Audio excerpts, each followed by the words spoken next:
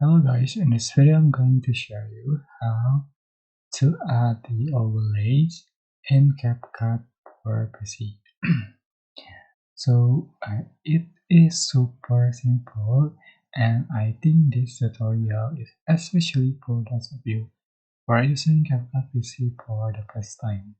So after you open the Capcut PC app, you can select media and import your videos or photos or audios you want to edit, and so you can select the element to try.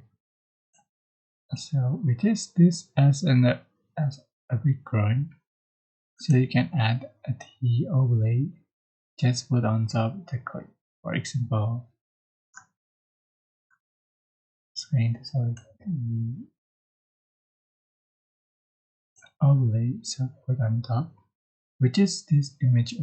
So you can adjust for the size, and you can change for this position and remove the background. You can combine. Sorry, you can blend.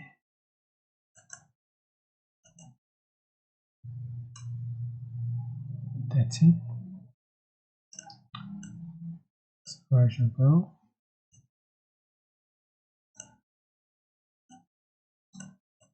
like, you can add more the overlay, add other, put on top, and size, and position, and remove the background. That's it. You can add more. So that's how you can add overlay.